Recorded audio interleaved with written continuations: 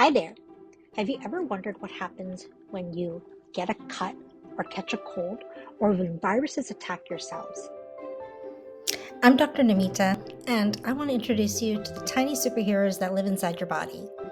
I call them the immune heroes. You have a group of first responders, like the neutrophils. These speedy soldiers race through your bloodstream first when germs try to invade. You also have a specialized team of fighters, helper T cells and B cells. And one of the coolest things about your immune system is that it remembers if you've seen a germ before. Then it can make its special weapon, antibodies, much faster. Antibodies, these Y-shaped molecules, tag and trap germs so that other immune heroes can come in and help destroy the germs. Your immune system is truly amazing, and the whole team works together every day to keep you healthy.